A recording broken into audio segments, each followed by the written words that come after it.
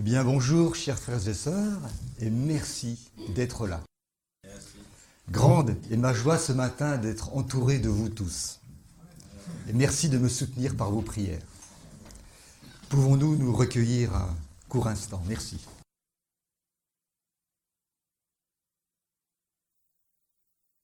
Je te loue, Père, Seigneur du ciel et de la terre, de nous avoir tous réunis ici ce matin.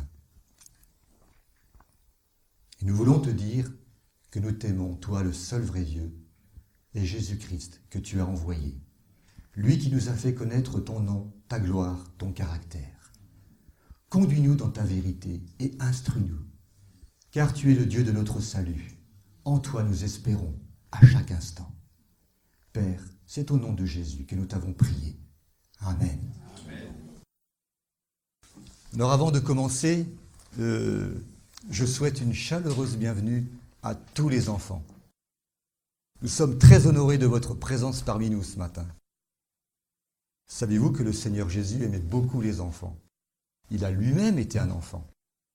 Il aimait se promener dans la nature, contempler les collines, les champs, les fleurs, le chant des oiseaux, les hautes montagnes, les collines, la beauté du ciel. Et dans cette belle nature, il communiait avec son Père et il fortifiait son âme. Merci, chers enfants, de la joie immense que vous nous apportez. Votre amour pour le Seigneur Jésus nous encourage beaucoup. Et nous, les adultes, nous voulons nous souvenir que, bien que nous soyons un peu plus grands que vous, Jésus nous a dit qu'il nous fallait devenir comme de petits enfants. Alors bien que nous ayons un peu plus d'expérience de la vie que vous, eh bien, tout comme vous, nous avons encore beaucoup à apprendre de lui. Le chemin, la vérité et la vie. Soyez bénis, chers enfants. Je voudrais aussi remercier les différents intervenants qui m'ont précédé. Henri, Antoine, Philippe et Nicolas, pour les messages très édifiants qu'ils nous ont apportés. Je remarque également que sans que nous ne soyons concertés, ces messages sont complémentaires les uns des autres, et d'ailleurs, cela va encore se vérifier ce matin. Mais rien d'étonnant, car c'est le même esprit qui agit. Amen. Soyez bénis, mes frères. Alors, le sujet que j'ai l'honneur de vous présenter ce matin n'a pas pour but de fixer une date concernant le retour du Fils de Dieu, puisque c'est une prérogative qui appartient à son Père. J'ai simplement rassemblé des faits historiques et d'actualité, en espérant qu'ils nous permettront de mieux comprendre en quel temps nous sommes, afin de ne pas être surpris. Toutefois, bien que personne ne sache ni le jour ni l'heure, notre devoir est d'en connaître la proximité. Jésus d'ailleurs ajoute que l'ignorance au sujet de l'imminence de son retour sera aussi fatale que le fut l'ignorance des antédiluviens au temps du déluge. Alors, dis-nous Seigneur, quel sera le signe de ton avènement et de la fin du monde? Pour cela, remontons le temps à l'époque où Jésus vivait sur la terre et écoutons-le dans Matthieu 24 au verset 1. Matthieu chapitre 24 au verset 1.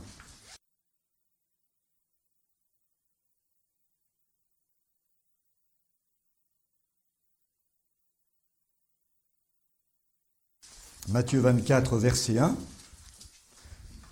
Comme Jésus sortait du temple et qu'il s'en allait, ses disciples vinrent pour lui faire considérer les bâtiments du temple.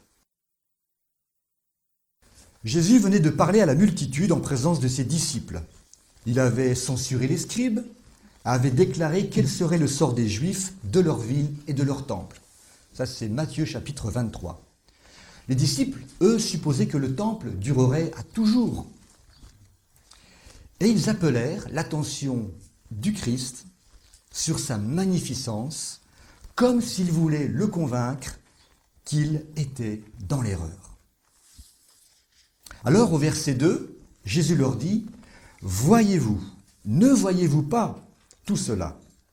Je vous dis en vérité qu'il ne restera ici pierre sur pierre qui ne soit renversée. »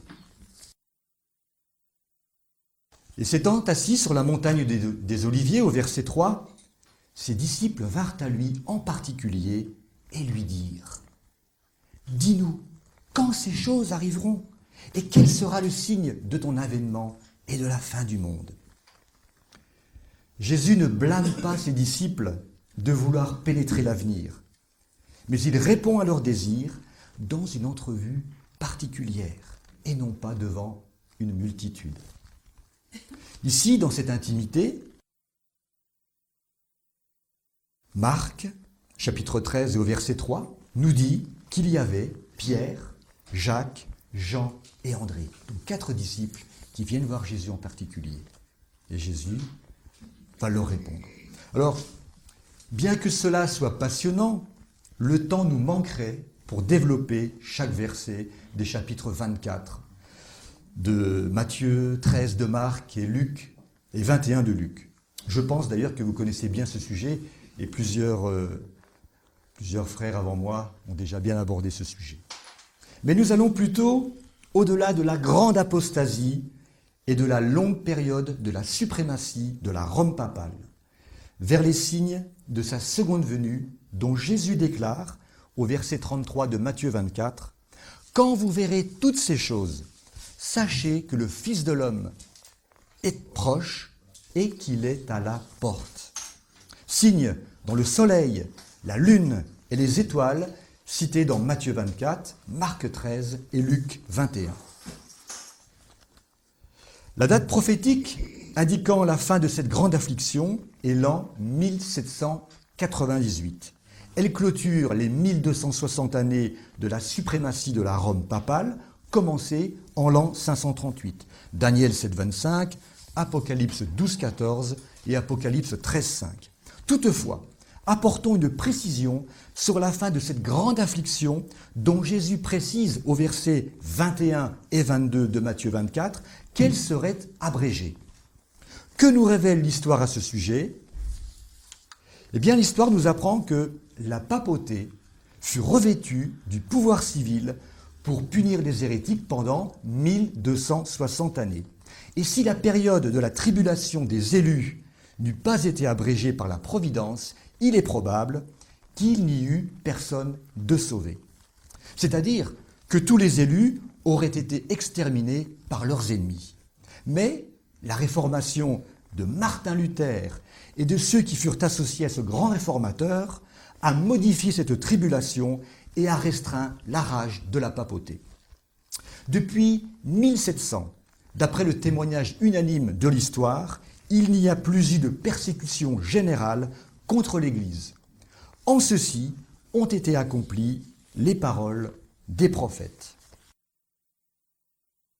La terre aida la femme, Apocalypse 12,6.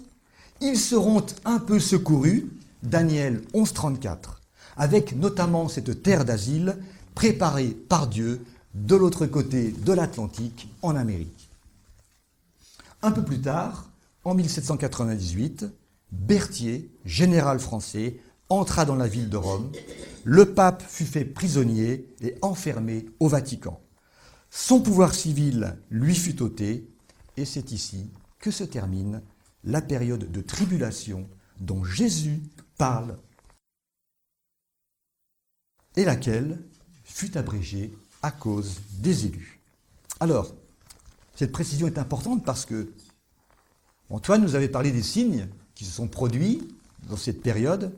Effectivement, juste avant 1798, et très peu de temps après, des signes dans les cieux furent considérés comme des réalisations des prophéties bibliques. Le 1er novembre 1755 eut lieu le grand tremblement de terre de Lisbonne. Le 19 mai 1780, le jour tout entier fut obscur et la lune apparut comme du sang durant la nuit. Le 13 novembre 1833, la pluie de météorites Léonide eut lieu durant laquelle plus de 60 000 météorites par heure furent visibles. De nombreux étudiants de la prophétie biblique comprirent que ces événements étaient les réalisations de Matthieu, Marc, Luc et Apocalypse 6, 12, 13, qui dit « Je regardais quand il ouvrit le 6e sceau, et il y eut un grand tremblement de terre, le soleil devint noir comme un sac de crin, la lune entière devient comme du sang, et les étoiles du ciel tombèrent sur la terre comme les figues vertes d'un figuier secoué par le vent violent. » Il s'agissait de signes que le jugement qui devait venir, prophétisé dans Daniel 8, 14, était sur le point de commencer. 2300 soirs et matins, puis le sanctuaire sera purifié. Dans la chronologie des événements que nous venons d'évoquer, Jésus, dans Matthieu 24, 29, Marc 13, 25 et Luc 21, 26, nous indique un événement très important. Lisons ensemble Luc 21, 26. Luc, chapitre 21, verset 26.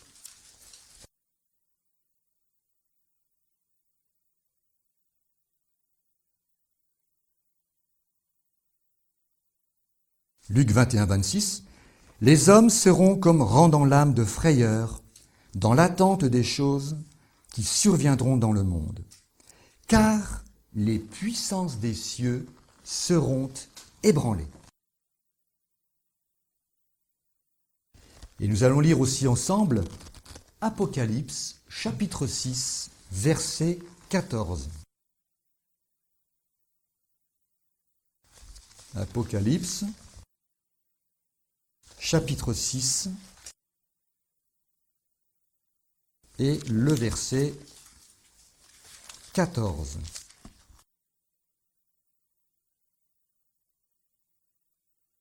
Et le ciel se retira comme un livre qu'on roule, et toutes les montagnes et les îles furent ôtées de leur place. Alors je vous pose une question. Cet événement s'est-il produit ? Avez-vous une connaissance qu'une telle chose soit arrivée ? Vous allez me dire non, et vous avez raison. Cet événement aura lieu dans un temps futur. Les Écritures enseignent clairement qu'avant la résurrection des justes par la voix du Fils de Dieu, la voix du Père ébranlera les cieux et la terre. Il est probable que ceci aura lieu quand la 7e fiole sera versée dans l'air. Lisons ensemble Apocalypse chapitre 16. Apocalypse chapitre 16.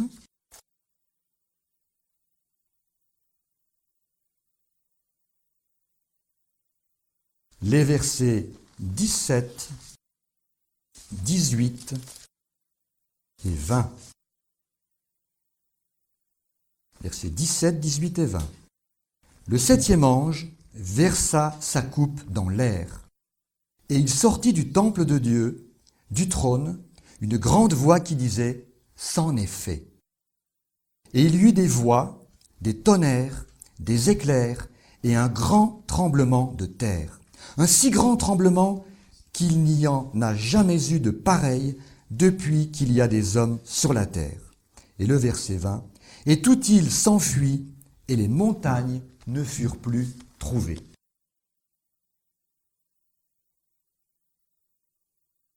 4 passages dans le livre Premiers Écrits et un dans le livre La tragédie des siècles le confirment. Nous allons en lire 3. Ainsi, vous constaterez que cet événement est toujours rattaché à la délivrance du peuple de Dieu. Il annonce la fin de leur captivité, symbolisée par l'été. Rappelez-vous de ce mot « été ». Premiers Écrits, page 41. Les puissances des cieux seront ébranlées. Le 16 décembre 1848, le Seigneur me donna une vision de l'ébranlement des puissances des cieux. Je vis que lorsque le Seigneur dit « cieux », en donnant les signes rapportés par Matthieu, Marc et Luc, il veut dire « cieux ». Et lorsqu'il dit « terre », il veut dire « terre ». Les puissances des cieux sont le soleil, la lune et les étoiles. Elles règnent dans les cieux. Les puissances terrestres sont celles qui règnent sur la terre. Les premières, donc soleil, lune, étoile, seront ébranlées à la voix de Dieu. Alors, le soleil, la lune et les étoiles changeront de place. Ces astres ne seront pas anéantis, mais ils seront secoués par la voix de Dieu. Premiers Écrits, page 272. Bientôt, j'entendis la voix de Dieu qui secouait le ciel et la terre. Il y eut un grand tremblement de terre. Les bâtiments tombaient de tous côtés. J'entendis alors un cri de victoire, puissant, musical, clair. Je regardai le groupe qui, peu de temps auparavant, gémissait dans la détresse et l'esclavage. Leur captivité était terminée. Une lumière glorieuse luisait sur eux. Comme ils me parurent beaux. Toute trace de soucis et de fatigue avait disparu. La santé et la beauté étaient sur tous les visages. Leurs ennemis, les païens qui les entouraient, tombaient comme s'ils étaient morts. Ils ne pouvaient supporter l'éclat de la lumière qui resplendissait sur les saints libérés.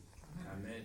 Cette lumière, cette gloire reposa sur eux jusqu'à ce que Jésus parut sur les nuées des cieux. Alors, les fidèles éprouvés furent changés en un instant, en un clin d'œil, de gloire en gloire. Et pour terminer, dans la tragédie des siècles, chapitre 40, la délivrance, c'est au coup de minuit que Dieu manifeste sa puissance pour délivrer son peuple. Le soleil paraît dans tout son éclat. Des signes et des prodiges se suivent en succession rapide.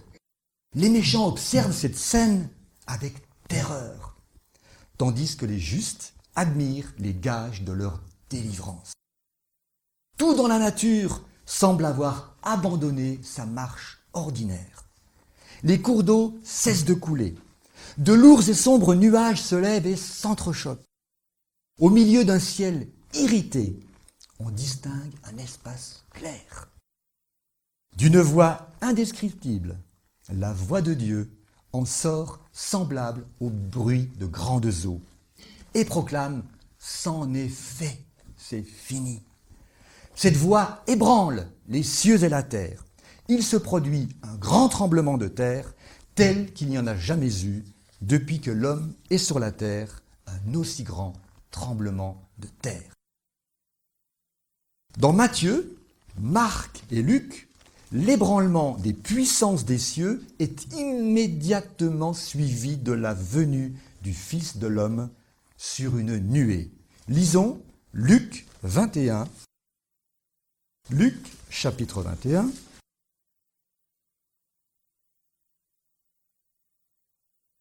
Luc, chapitre 21, le verset 27.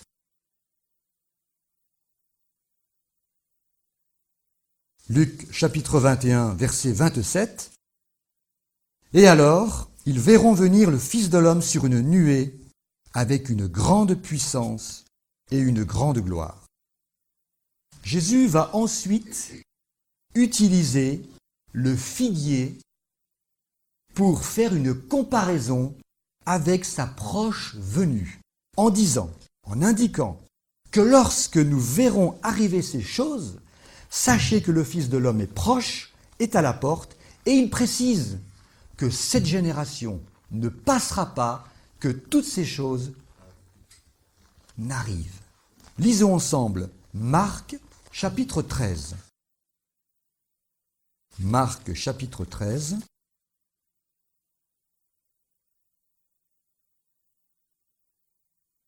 Marc chapitre 13, les versets 28 à 30. Marc chapitre 13, versets 28 à 30. Apprenez ceci par la comparaison tirée du figuier. Quand ces rameaux commencent à être tendres et que ces feuilles poussent, vous connaissez que l'été est proche. Vous de même, quand vous verrez arriver ces choses, sachez que le Fils de l'homme est proche et à la porte. Je vous dis en vérité que cette génération ne passera point que toutes ces choses n'arrivent.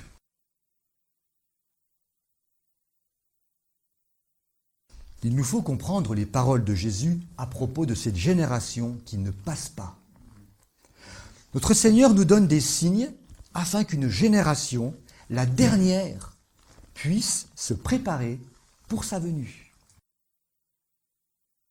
Jésus nous dit que ce sont des choses qui nous permettent de connaître que l'été est proche, qui nous invitent à veiller afin de ne pas être surpris et être ainsi prêts à subsister devant le Fils de l'homme. L'ébranlement des puissances des cieux que nous venons de voir et qui représente la délivrance des saints symbolisée par l'été, se situe à la fin du temps de grâce, où bien entendu, il sera trop tard pour se préparer, puisque la porte de la grâce sera fermée définitivement. C'est donc avant cela qu'il nous faut faire des investigations pour comprendre ces paroles de Jésus. Alors, une question s'impose. À partir de quel événement la parabole prise du figuier a une force spéciale et que nous pouvons savoir que la venue de Christ est proche, même à la porte, avec la même certitude avec laquelle nous savons que l'été est proche lorsque nous voyons les arbres bourgeonner et les feuilles pousser. Alors, résumons afin d'y voir un peu plus clair. Les signes donnés par Jésus, que nous venons de lire dans Matthieu, Marc et Luc, et celui donné également par Christ à l'apôtre Jean sur l'île de Patmos, sont-ils accomplis? Un grand tremblement de terre. Oui, à Lisbonne. Quand? En 1755. L'obscurcissement du ciel. Oui. Quand? En 1780. La lune ne donnant plus sa lumière. Oui. Quand? En 1780. Des étoiles qui tombent du ciel. Oui. Quand? En 1833. L'ébranlement des puissances des cieux. Non. Cet événement, nous venons de l'étudier, est à venir. Il se situe donc dans le futur. Il annonce la délivrance des saints, symbolisée par l'été, où il sera trop tard pour se préparer. Alors aujourd'hui, en 2017, 262 ans se sont écoulés depuis l'année 1755. Près de 237 ans depuis le jour obscur et 184 ans depuis la chute d'étoiles. Et nous attendons toujours anxieusement. Mais ces événements prophétiques ne peuvent plus à présent être considérés comme significatifs du concept selon lequel ils annoncent l'arrivée de la génération finale, car depuis de nombreuses générations se sont levées et se sont couchées dans la tombe. Il nous faut chercher ailleurs le signe, l'indice qui se rattache à cette dernière génération dont Jésus fait mention. Alors, écoutons-le dans ce même entretien à ses disciples. Lisons Matthieu, chapitre 24. Matthieu, chapitre 24.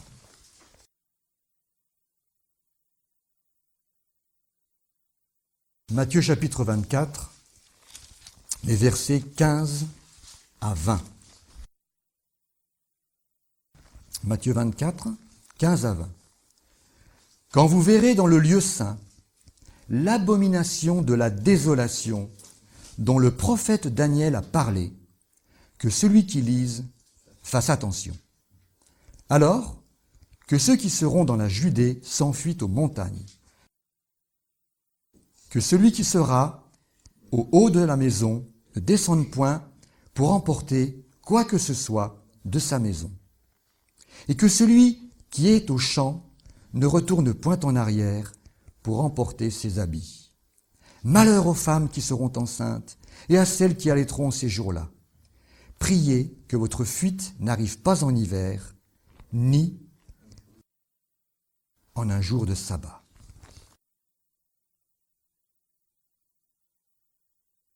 Matthieu et Marc parlent d'une abomination de la désolation et de la nécessité pour les chrétiens de fuir la ville de Jérusalem. Lisons à présent Luc chapitre 21. Luc chapitre 21.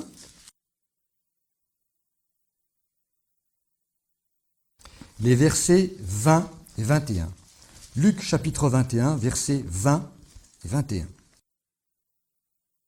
Et quand vous verrez Jérusalem environnée par les armées, sachez que sa désolation est proche. Alors, que ceux qui seront dans la Judée s'enfuient aux montagnes, et que ceux qui seront au milieu de Jérusalem se retirent, et que ceux qui seront à la campagne ne rentrent point.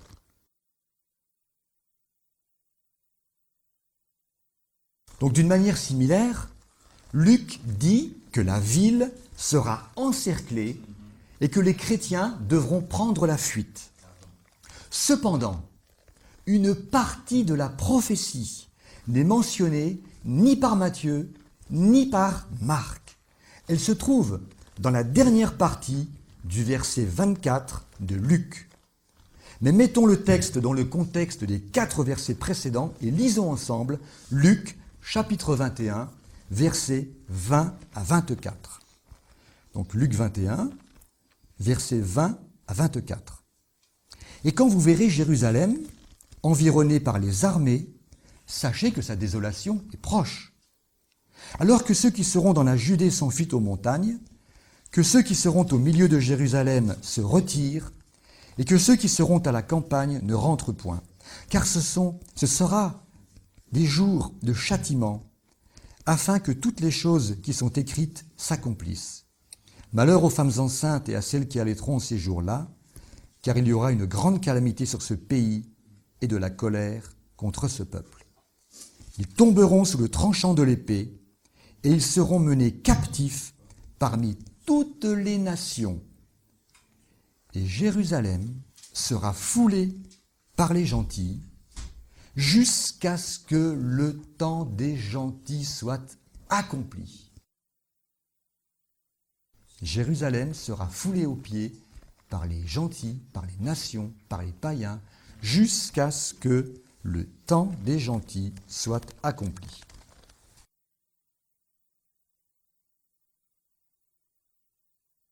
Jésus déclara que Jérusalem serait foulée aux pieds par les nations, les païens, jusqu'à ce que les temps des nations soient accomplis. Le terme nation vient du grec, ethnos, qui signifie aussi gentil ou païen. Quelle est la signification de tout cela ? L'histoire documente très clairement l'accomplissement de cette prophétie. Et vous connaissez sans doute cela très bien. En 66, après Jésus-Christ, nous savons que le général romain Cestius Gallus encercla la ville dans le but de l'assiéger. Pas un chrétien ne mourut dans la destruction de Jérusalem. Christ avait prévenu ses disciples Et tous ceux qui croyaient à ces paroles prirent garde à l'apparition des signes. Lorsque vous verrez Jérusalem investie par des armées, avait dit Jésus, sachez que sa désolation est proche. Alors que ceux qui seront en Judée fuient dans les montagnes, que ceux qui seront au milieu de Jérusalem en sortent. Après que les Romains eurent entouré la ville sous Cestius Gallus, ils abandonnèrent tout à coup le siège sans motif apparent, au même moment où tout paraissait favorable à une attaque immédiate. Mais la providence miséricordieuse de Dieu dirigeait les événements pour le bien de son peuple. Les chrétiens dans l'attente avaient vu le signe qui leur avait été promis. Alors tous ceux qui voulurent obéir aux avertissements du Sauveur eurent une occasion dont ils purent profiter. Les événements furent dirigés de manière à ce que ni les Juifs, ni les Romains ne s'opposèrent à la fuite des chrétiens. Quelques années plus tard, en l'an 70, 3 ans et demi plus tard, Titus vint à Jérusalem et amena avec lui la destruction prédite sur la ville et son temple. À partir de ce moment, donc de l'an 70, jusqu'en 638, Jérusalem se trouva sous le contrôle des puissances romaines et byzantines. Elle passa ensuite sous le contrôle arabe, puis sous celui des croisés, jusqu'au XIVe siècle, lorsque le contrôle de Jérusalem passa aux Mamelouks égyptiens. En 1517, l'Empire ottoman prit le pouvoir. Après la Première Guerre mondiale, le contrôle de Jérusalem passa entre les mains de l'Empire britannique jusqu'à ce que l'État d'Israël fût formé en 1948. 3 ans après la fin de la Deuxième Guerre mondiale, exactement le 14 mai 1948, eut lieu la déclaration d'indépendance de l'État d'Israël. Elle fut prononcée par David Ben Gourion.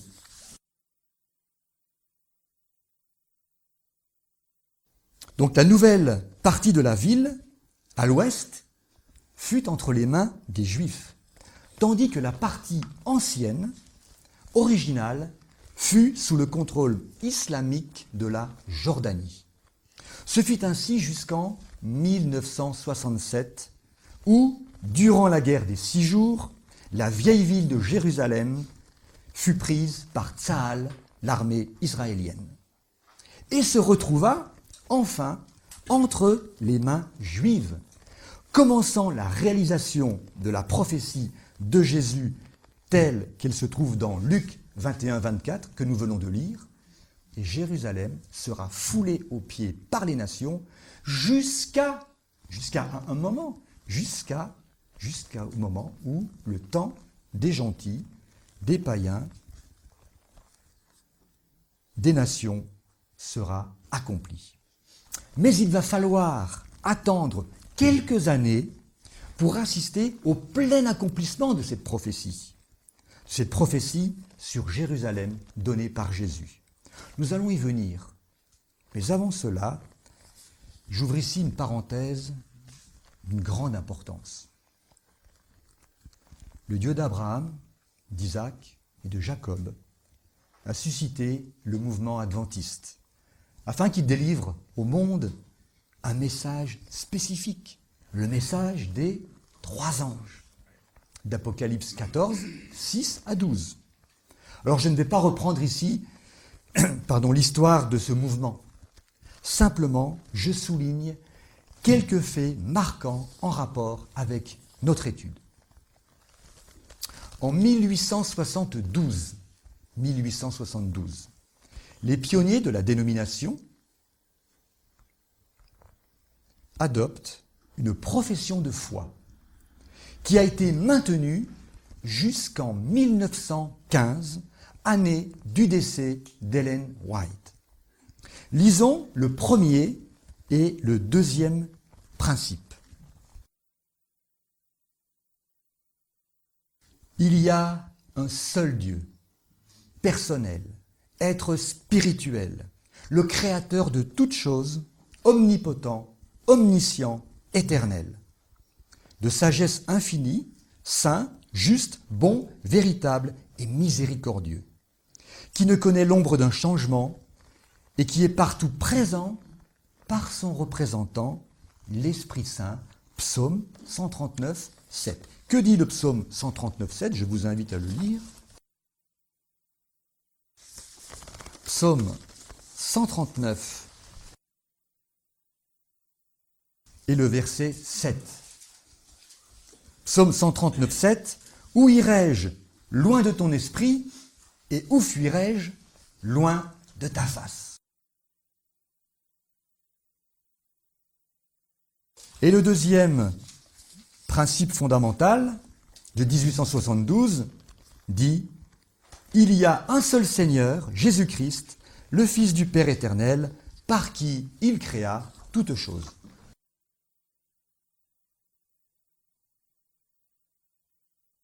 En rapport avec cette profession de foi de 1872, permettez-moi de vous lire un extrait de la lettre 326 du 4 décembre 1905. 4 décembre 1905, d'Ellen White à son fils Willie. Donc 1872, adoption de ses principes. 1905, une lettre d'Ellen White à son fils Willie. Voilà ce qu'elle dit. La grande apostasie se développe, s'accroît et devient plus vigoureuse. Elle continuera à augmenter jusqu'à ce que le Seigneur descende des cieux au son de la trompette. Nous devons nous attacher fermement aux principes fondamentaux de la foi de notre dénomination. Ce que nous venons de lire. Aller de l'avant et croître dans cette foi pour la fortifier. Nous devons toujours garder la foi que le Saint-Esprit de Dieu a confirmée depuis les premiers événements de notre expérience jusqu'à présent. Devons croire d'une foi fervente, plus profonde, plus ferme et plus ample, que le Saint-Esprit nous a conduits. Si au début, nous avions besoin que le Saint-Esprit confirme la vérité par sa puissance, aujourd'hui, avec le passage du temps, il nous faut la confirmation de la vérité, tandis que les âmes s'éloignent de la foi et prêtent attention aux esprits trompeurs et aux doctrines de démons. Nous pouvons être fortifiés et confirmés dans l'expérience passée par laquelle nous avons été attachés au point essentiel de la vérité qui a fait de nous ce que nous sommes, des adventistes du 7e jour. En 1844, après que le temps fut passé, les grandes et merveilleuses vérités reçues furent confirmées pour nous. Les dernières 50 années n'ont pas obscurci un seul détail ou principe de la foi reçue alors. Pas un mot n'est changé ou renié. Ce que le Saint-Esprit témoignait être la vérité après que le temps fut passé, dans notre grande déception en 1844, est le solide fondement de la vérité. Écrit en 1805. 1905, merci.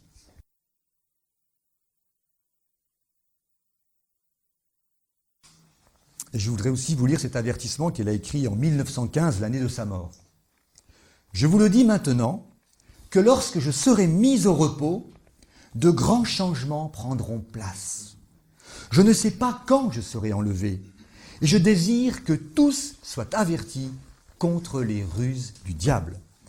Et puis, une dernière phrase dans laquelle elle dit « Nous n'avons rien à craindre de l'avenir, si ce n'est d'oublier la façon dont le Seigneur nous a conduits et ses enseignements du passé. » 16 ans, 16 années après la mort d'Ellen White, en 1931, est publié, mais non voté par la conférence générale, les adventistes du 7e jour, une nouvelle déclaration de croyance fondamentale. Lisons la croyance numéro 2.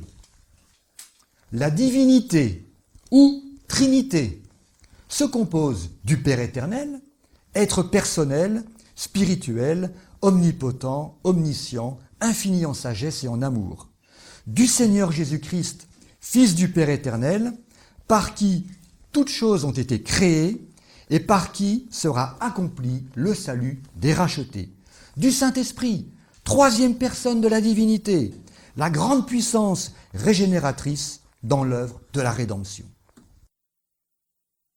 Ce nouveau texte présente aussi, en 1931, la suppression du 8e principe fondamental de la déclaration de 1872, mentionnant, je cite, la puissance papale avec toutes ses abominations.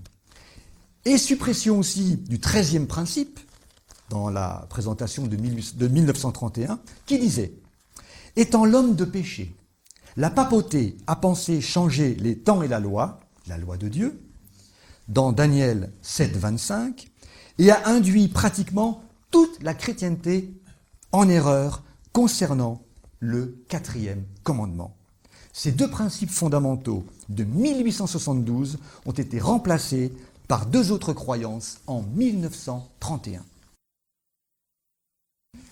Puis nous arrivons en 1980. Du 17 au 27 avril, la conférence générale des adventistes du 7e jour se réunit à Dallas, aux États-Unis d'Amérique. À cette occasion, par la voix de ses dirigeants, elle reconnaît officiellement le Dieu de l'Occident, la Trinité, en opposition avec le Dieu d'Abraham, d'Isaac et de Jacob. Lisons les croyances 2 et 5. La Trinité. Il y a un seul Dieu, Père, Fils et Saint-Esprit, unité de trois personnes co-éternelles. Croyance numéro 5. Le Saint-Esprit, Dieu, l'Esprit éternel, a pris avec le Père et le Fils une part active à la création, à l'incarnation et à la rédemption, envoyé par le Père et le Fils pour être toujours présent avec les croyants. Désormais, l'Église adventiste est reconnue parmi la famille protestante. Elle n'est plus considérée comme une secte. Désormais, une autre Église est née, différente de celle des pionniers. Alors, en 1980, la reconnaissance officielle du Dieu de l'Occident, la Trinité, par la conférence générale des adventistes du 7e jour, sera lourde de conséquences, comme nous allons le voir. Je ferme ici cette parenthèse pour insister sur cette année 1980. 3 mois après cette terrible décision, le 30 juillet 1980, la loi de Jérusalem est votée par la Knesset, qui est le Parlement israélien, proclamant Jérusalem comme capitale éternelle de l'État d'Israël. Les différents pouvoirs israéliens, législatifs, exécutifs, judiciaires et administratifs qui se trouvaient à Tel Aviv sont regroupés à Jérusalem. Cet événement majeur confirme ainsi que la prophétie de Jésus concernant Jérusalem et le temps des nations est accomplie. Jérusalem sera foulée aux pieds par les nations, avait dit Jésus, jusqu'à ce que le temps des nations soit accompli. Luc 21, 24. Afin de confirmer la véracité de la réalisation de l'événement prophétique dont nous venons de parler, survenu sur la ville de Jérusalem en 1980, je vous lis la fin du discours du Premier ministre israélien Netanyahou au Congrès américain le 3 mars 2015. C'est récent. Sous les applaudissements des sénateurs américains. Je lis ce qu'il dit. Mais je peux vous promettre une chose. Les jours où les Juifs étaient passifs, face à des ennemis génocidaires, sont révolus. Nous ne sommes plus dispersés parmi les nations, impuissants à nous défendre. Nous avons restauré notre souveraineté dans notre ancienne patrie et nos vaillants soldats qui défendent notre foyer depuis une centaine de générations, nous, le peuple juif, nous pouvons nous défendre. C'est pourquoi, en tant que Premier ministre de l'État d'Israël, je peux vous promettre une chose, même si Israël doit être seul, Israël tiendra tête. Alors ici, nous pouvons nous poser une question. Quant à la chronologie de ces événements survenus en 1980, au mois d'avril, au mois de juillet, à 3 mois d'intervalle. Est-ce un hasard du calendrier humain ou bien le choix des adventistes du 7e jour de rejeter le Dieu d'Abraham, d'Isaac et de Jacob pour reconnaître et adorer officiellement le Dieu de l'Occident, la Trinité, a-t-il bousculé, précipité l'agenda divin? Et ce n'est pas fini. D'autres événements très importants vont se succéder. Mais avant de les évoquer, arrêtons-nous un instant sur l'expression « les temps des nations » et son accomplissement. Alors, dans le langage biblique, le temps des nations n'est autre que le temps mis à part selon la prescience de Dieu pour l'évangélisation des nations païennes. Non pas le temps nécessaire pour qu'elles se convertissent au christianisme, comme le pensent certains, mais pour que l'évangile soit annoncé. Le début du temps des nations coïncide avec l'instant historique où s'est achevé le temps mis à part pour le peuple d'Israël, c'est-à-dire au terme de la période prophétique des 70 semaines de Daniel 9, 24 à 27, en l'année 34 après Jésus-Christ, avec la lapidation d'Étienne, le baptême des premiers païens, l'eunuque éthiopien et le centenier Corneille, de même que la conversion de Paul, l'apôtre des gentils, marque le commencement de cette ère nouvelle, celle de l'évangélisation des nations. Et si nous avons bien compris la prédiction de Jésus, ce temps devait être accompli lorsque Jérusalem cesserait d'être foulée aux pieds par les nations. Alors, bien que le temps qui a été mis à part pour le peuple d'Israël s'achève en l'an 34, l'évangile continue d'être prêché, annoncé aux Juifs, mais non plus par les instances religieuses reconnues de l'époque, qui se sont obstinés à rejeter et à combattre la vérité, mais par une minorité de personnes qui, plus que tout, chérissaient la vérité au prix même de leur propre vie. On les appelle les chrétiens, ce qui veut dire semblables à Christ. Il faudra attendre 36 années, de l'an 34 à l'an 70, pour assister à la prophétie de Jésus sur la destruction de la ville et de son temple. Et durant ces 36 années, la bonne nouvelle a continué d'être fidèlement annoncée. Un temps fut donné pour le peuple d'Israël, de même, un temps a été accordé aux nations. Considérons à présent les événements principaux marquants depuis 1980. Alors, jusqu'en cette année 1980, si vous consultiez un dictionnaire des éditions Larousse, par exemple, vous pouviez lire, en ce qui concerne le mot samedi. Donc, jusqu'en 1980, vous ouvrez un dictionnaire et vous regardez le mot samedi. Nom masculin, du latin sabbati dièse, jour du sabbat, 7e jour de la semaine. Et concernant le mot dimanche, nom masculin, du latin dies dominica, jour du Seigneur, premier jour de la semaine, consacré au repos. À partir de 1981, lorsque à nouveau vous consultez le dictionnaire des éditions Larousse, vous pouvez lire, jusqu'à présent, la définition suivante concernant le mot samedi, nom masculin, du latin sabbati dièse, jour du sabbat, 6e jour de la semaine. Et concernant le mot dimanche, nom masculin, du latin dièse dominica, jour du Seigneur, 7e jour de la semaine, consacré au repos. En 2007, des amis ont écrit aux éditions Larousse, leur demandant des raisons de ce changement.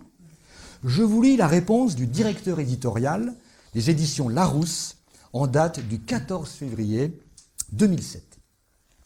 Madame, Monsieur, nous avons bien reçu votre courrier qui a retenu toute notre attention. C'est lors de la refonte du Petit Larousse, en 1981, que le dimanche a cessé d'être le premier jour de la semaine. En effet, dans la société moderne, le dimanche est généralement considéré comme le 7e jour de la semaine. Jour de repos, couronnant la semaine de travail, ce qu'a entériné l'ISO, l'ISO c'est l'Organisation internationale de standardisation, il y a une vingtaine d'années. C'était préparé, mais ce n'était pas sorti. Considérant ainsi le lundi comme le premier jour de la semaine. Cette recommandation a permis d'unifier les calendriers pour tous les pays, quels que soient les usages locaux, religieux, etc. C'est donc la semaine civile de travail qui a été adoptée, en espérant vous avoir répondu, voilà, formule de politesse. Voyez-vous, mes amis, jusqu'en 1980, il était possible d'avoir une parfaite connaissance du 7e jour de la semaine, le samedi, ainsi que du premier jour de la semaine, le dimanche. Nous pouvons à nouveau nous demander si cela est le fruit du hasard ou s'il y a une autre explication. Voyons à présent l'élection présidentielle américaine de 1980, toujours 1980. Cette élection a lieu dans un contexte de crise économique mondiale, marqué également par la crise des otages américains en Iran. Le président sortant Jimmy Carter, démocrate, candidat à un second mandat, est confronté à Ronald Reagan, républicain. Au terme d'une campagne acharnée, l'ancien gouverneur de Californie, Ronald Reagan, est largement élu. Le 20 janvier 1981, le nouveau président élu prête serment, selon la coutume, au cours de la cérémonie d'investiture. En rapport avec cet événement, un ancien jésuite, du nom d'Alberto Rivera, avait donné un signal fort. Voici ce qu'il écrit dans un livre, Les crimes du Vatican. Du temps où je me trouvais encore sous le serment jésuite, on m'avait dit qu'on donnerait un signal secret aux jésuites dans le monde entier au moment où le mouvement œcuménique finirait par détruire le protestantisme et préparerait les conditions pour signer le concordat entre le Vatican et l'Amérique.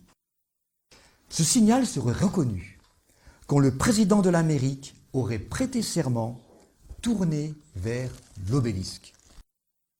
C'est au temps du président Reagan que, pour la première fois dans l'histoire américaine, le serment dans la cérémonie présidentielle fut prêté du côté ouest du Capitole. Le président s'est tourné à cette occasion vers le monument de Washington. Ceci a eu lieu le 20 janvier 1981. Alors, est-ce que le président en était conscient ou pas? On n'en sait rien.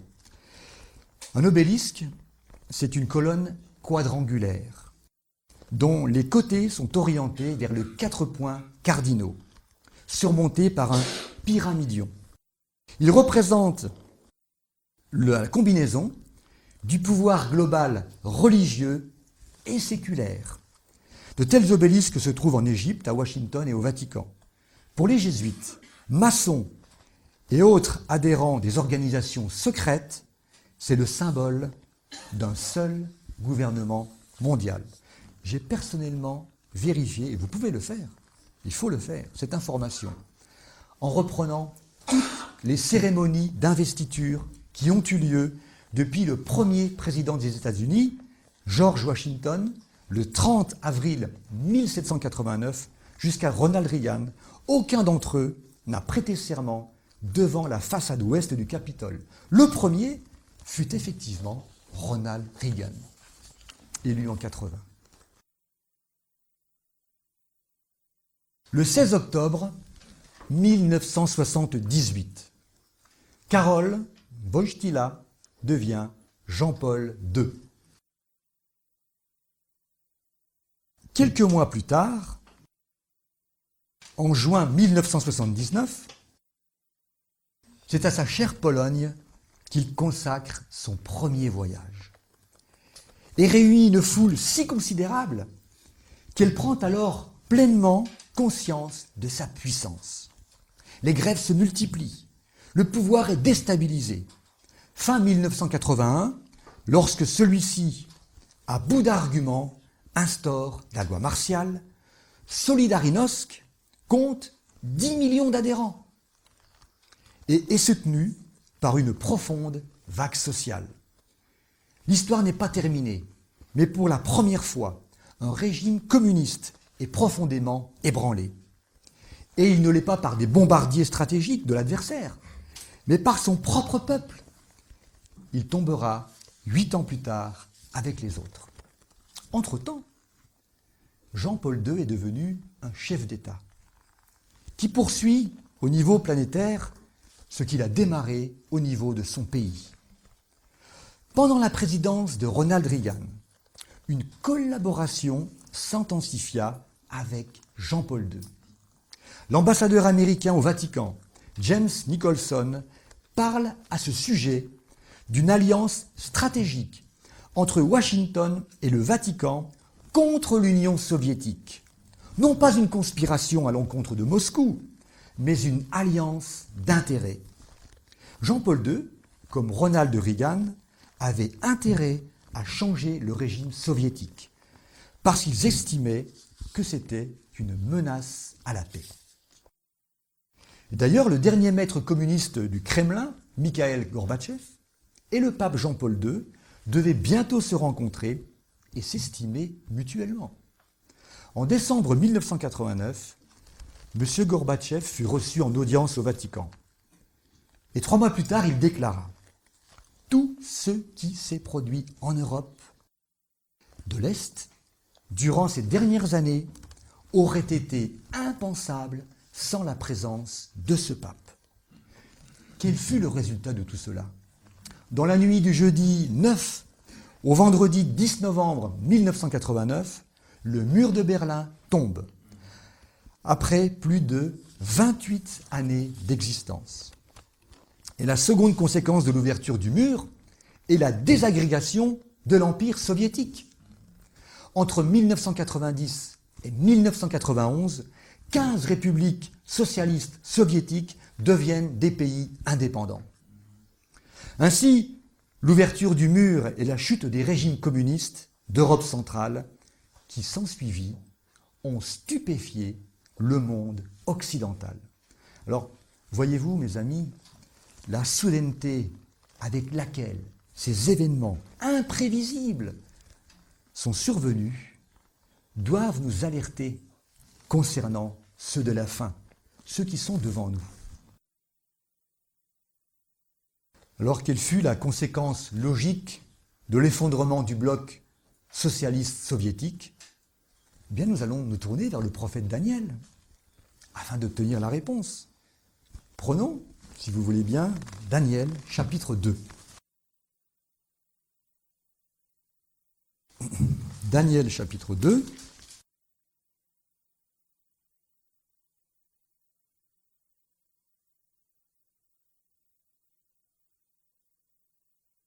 Daniel, chapitre 2, versets 40 à 44. Daniel 2, 40 à 44. Il y aura un 4e royaume fort comme du fer. De même que le fer brise et rompt tout, ainsi pareil au fer qui brise et qui met tout en pièces, il brisera et mettra tout en pièces. Et comme tu as vu les pieds et les doigts en partie d'argile et en partie de fer, ce sera un royaume divisé. Mais il y aura en lui de la force du fer, parce que tu as vu le fer mêlé avec l'argile. Et comme les doigts des pieds étaient en partie de fer et en partie d'argile, ce royaume sera en partie fort et en partie fragile. Quant à ce que tu as vu, le fer mêlé à l'argile, c'est qu'ils se mêleront par des alliances humaines.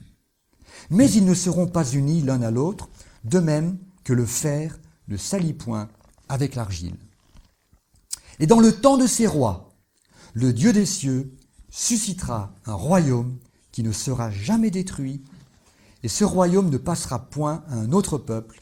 Il brisera et anéantira tous ces royaumes-là, et lui-même subsistera éternellement. Arrêtons-nous au verset 43. Ils se mêleront par des alliances humaines. À quelle période de l'histoire ce verset fait-il référence? Remontons à nouveau un peu le cours des siècles. Alors avec Rome, le dernier empire universel est tombé. Dès lors, son État divisé, son territoire morcelé, la force première de l'empire disparue. Maintes fois, les hommes ont rêvé d'élever au-dessus des dominations un royaume puissant. Charlemagne essaya, Charles Quint, Louis XIV et Napoléon également, ainsi que d'autres, et plus près de nous, Adolf Hitler. Y sont-ils parvenus? Non. Toutes ces tentatives d'unification par la force ont échoué. Alors, on chercha à obtenir par des alliances ce qu'on avait pu obtenir par la force. Et l'immense chantier de la construction européenne prit naissance à l'issue de la Seconde Guerre mondiale, exactement en 1946 avec Jean Monnet. Pour aboutir, quelques mois après la fin du démantèlement des pays de l'ex-Union socialiste soviétique dont nous venons de parler, à la signature, le 7 février 1992, à Maastricht, du traité sur l'Union européenne. Que dit ce traité? Je ne vais pas tout vous lire, mais écoutez bien ce que dit ce traité. Il s'adresse aux dirigeants des 12 pays d'Europe de l'époque, rois, reines et présidents, rappelant, je cite, l'importance historique de la fin de la division du continent européen et la nécessité d'établir des bases solides pour l'architecture de l'Europe future, illustré par Daniel 2,41. Lisons ce verset 2 de Daniel 2,41, qui nous disait « Et comme tu as vu les pieds et les doigts en partie d'argile et en partie de fer, ce sera un royaume divisé. » Daniel parlait d'un royaume divisé. Le traité de Maastricht dit « Fin de la division du continent européen. » Vous voyez, ce terme royaume divisé, si nous le mettons en parallèle avec celui du traité de Maastricht, il y a quand même une explication qui doit nous interpeller. Et le traité souligne, pour terminer, que ces rois, reines et présidents ont décidé d'instituer une Union européenne dénommée Union, illustrée par la première partie du verset 43 de Daniel 2, qui disait que, verset 43, qui disait que, et comme, quant à ce que tu as vu, le fer mêlé à l'argile, eh bien, c'est qu'ils se mêleront par des alliances humaines. Alors, selon le dictionnaire, le mot alliance signifie union de puissance qui s'engage par un traité. Intéressant. Et le mot union signifie, du latin unus, un seul, association de différentes choses de manière qu'elles ne forment plus qu'un tout. Ce traité fut ratifié par les 12 le 1er novembre 1993 et le 1er janvier 2002, mise en circulation de la monnaie unique, l'euro. Actuellement, 27 pays sont membres de l'Union européenne. le président français Jacques Chirac, au cours d'une interview télévisée sur la chaîne TF1, a déclaré « Je me réjouis de ce très grand changement qui, pour la première fois, ne s'est pas fait par les armes.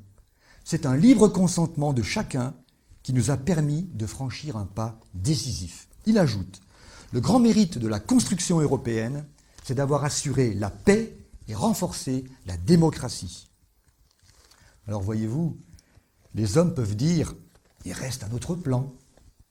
Si la force ne parvient pas, la diplomatie et la raison d'État le peuvent. Nous essaierons.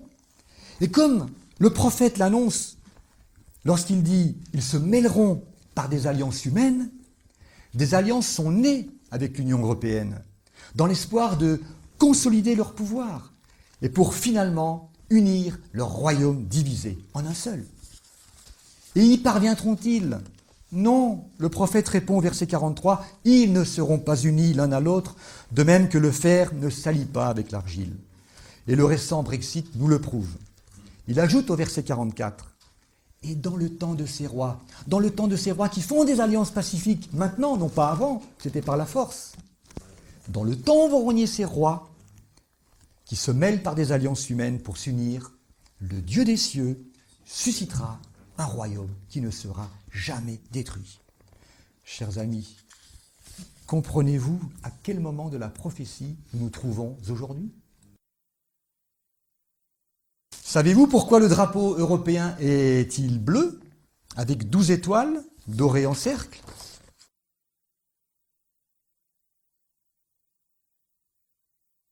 Voici la description officielle donnée par l'Union européenne.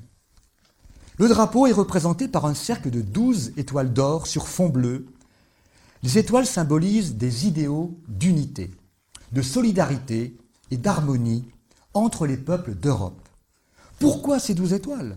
Pourquoi pas moins, puisque l'Europe fut fondée à 6, et pourquoi pas plus, puisqu'il y a désormais 27 membres depuis le Brexit. Pourquoi ces couleurs ? Pourquoi ce cercle ? Et surtout, quel rapport avec la politique ?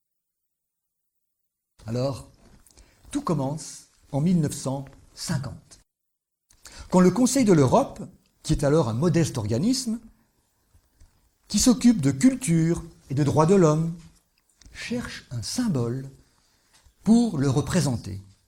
Le service de presse demande à un certain Arsène Heitz, fonctionnaire du même conseil, de proposer un projet pour le futur drapeau.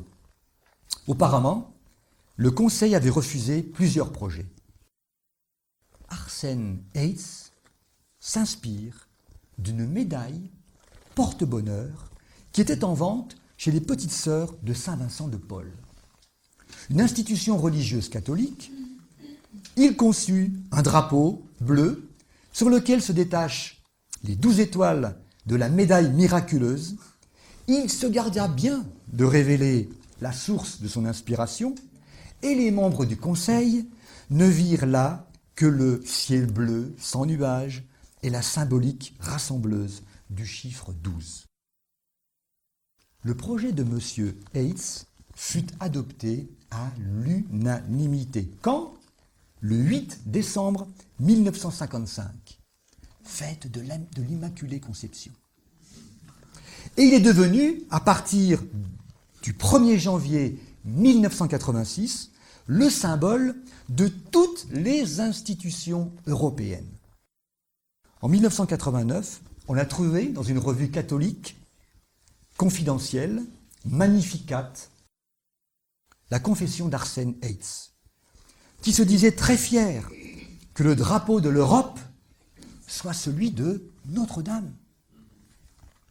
Récemment, sa veuve a confirmé l'histoire et justifié la discrétion de son mari. Elle dit « Il fallait garder le secret, car il n'y a pas que la religion catholique en Europe, sans compter tous les athées qui auraient fait retoquer le projet, à commencer par la France, État laïque par nature. » Voyez-vous, malgré plus de 100 projets qui furent en concurrence, c'est celui de M. Arsène Heitz qui triompha. Et ce triomphe se produisit fortuitement le 8 décembre. S'agit-il encore une fois d'une pure coïncidence? Alors, je ne vais pas développer ici les événements d'actualité politico-religieuse, historique liés à l'intronisation sur le pape de Rome du pape François, ni à l'élection à la présidence américaine de Donald Trump, mais je vous invite à regarder attentivement le bulletin météo prophétique numéro 7 de notre frère Nicolas sur la chaîne YouTube. C'est une mine extraordinaire d'éléments, de renseignements et d'explications sur ce sujet. Et d'ailleurs, je vous invite expressément à les visionner toutes depuis le numéro 1. Vous allez aimer. Alors, bien aimés, la génération qui existe aujourd'hui, en 2017, a-t-elle vu que ces choses sont arrivées? Les armées romaines encerclaient Jérusalem en l'an 66. La destruction de la ville de Jérusalem et de son temple en l'an 70. Jérusalem foulée aux pieds par les nations. La dispersion parmi toutes les nations du peuple juif, l'accomplissement des 1260 années de la suprématie de la Rome papale, commencé en l'an 538 et s'achevant en 1798. Le grand tremblement de terre de Lisbonne en 1755. L'obscurcissement du soleil et de la lune ne donnant plus sa lumière en 1780. Les étoiles tombant du ciel en 1833. La réalisation de la prophétie de Daniel 8,14, 2300 soirs et matins, puis le sanctuaire sera purifié. La guérison de la blessure mortelle de la bête par les accords du Latran en 1929. La naissance d'un peuple juif en terre d'Israël ratifiée par une déclaration d'indépendance de l'État d'Israël en 1948. L'occupation de Jérusalem-Est, ancienne ville, par Israël à l'issue de la guerre des 6 jours en 1967. L'annexion de Jérusalem-Est par Israël en 1980, ratifiée par la loi fondamentale sur Jérusalem, votée le 30 juillet 1980, proclamant que Jérusalem entière et unifiée est la capitale d'Israël, confirmant ainsi que la prophétie de Jésus concernant Jérusalem et le temps des nations est accomplie. La prophétie de Daniel 2 sur les alliances humaines des pays d'Europe. L'accomplissement en cours du chapitre 13 d'Apocalypse concernant la bête qui monte de la mer avec l'accession au trône de Rome du pape François en mars 2013. L'accomplissement en cours du chapitre 13 d'Apocalypse concernant la bête qui monte de la terre avec l'élection aux États-Unis du président américain Donald Trump en novembre 2016, et la cascade d'événements qui vont en découler, le grand cri, etc., la fin du temps de grâce. Alors, mes amis, si vous pouvez répondre oui à ces questions, dites-moi, quel est le signe qui donne à la parabole du figuier une force spéciale, nous indiquant que l'été est proche et que cette génération ne passera pas que toutes ces choses n'arrivent? Et quelles sont ces choses qui doivent encore arriver? L'ébranlement des puissances des cieux par la voix de Dieu le Père, apportant ainsi la délivrance au peuple de Dieu, symbolisé par l'été, accompagné de la résurrection partielle de Daniel 12 et de l'annonce par le Père du jour et de l'heure de la venue de son Fils. La venue en gloire sur une nuée du Fils de l'homme, la résurrection à la dernière trompette des saints endormis, la transformation en un clin d'œil, en un instant, des saints vivants, et le rassemblement des élus des 4 vents, et leur enlèvement à la rencontre du Seigneur dans les airs. Ce signe qui donne à la parabole du figuier une force spéciale est l'accomplissement du temps des nations en 1980. Et cette génération ne passera pas que toutes ces choses n'arrivent. Mes chers amis, la présentation de ce sujet et sa compréhension n'a aucun intérêt s'il n'est pas rattaché à un événement d'une portée universelle. Et pour cela, je vous invite à suivre notre Seigneur au calvaire. Lisons un commentaire d'Ellen White sur la vie de Jésus-Christ. Christ, comme substitut et caution de l'homme, fut chargé du poids de ses iniquités. Il fut considéré comme transgresseur afin qu'il pût le racheter de la malédiction de la loi. La culpabilité de tous les descendants d'Adam, depuis le commencement du monde, oppressait son cœur.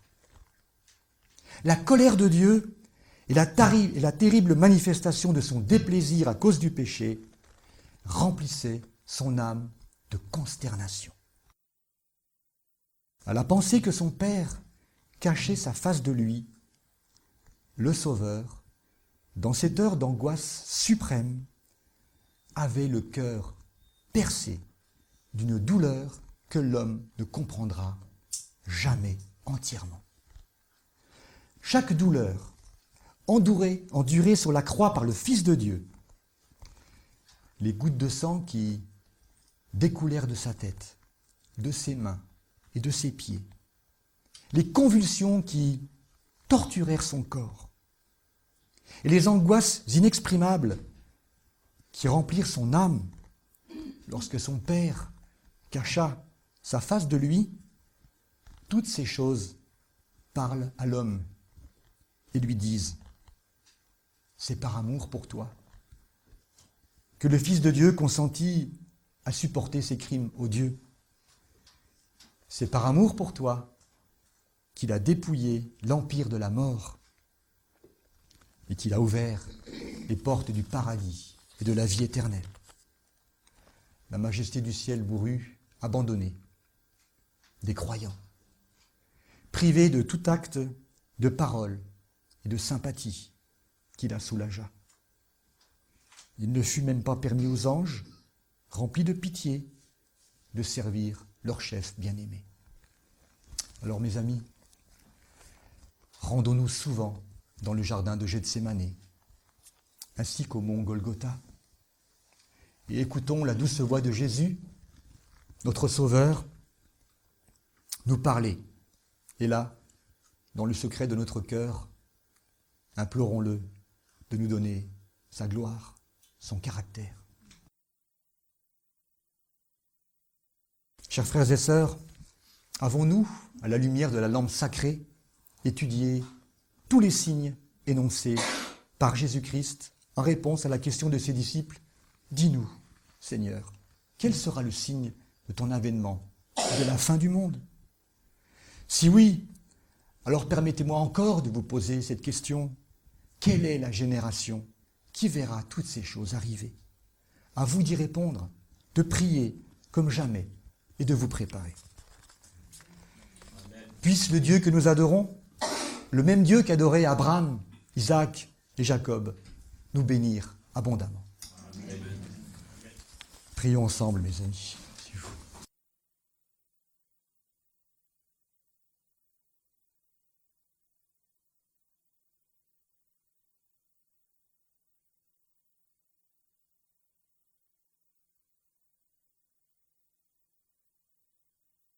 Père, nous te sommes reconnaissants pour la parole prophétique que nous avons étudiée ensemble ce matin. Nous t'implorons de laver la robe de notre caractère et de la blanchir dans le sang de l'agneau, afin que tu apposes ton sceau divin sur notre front et que nous recevions la pluie du printemps tant attendue, ainsi préparée pour l'heure de l'épreuve. Père, c'est au nom de Jésus que nous t'avons prié. Amen.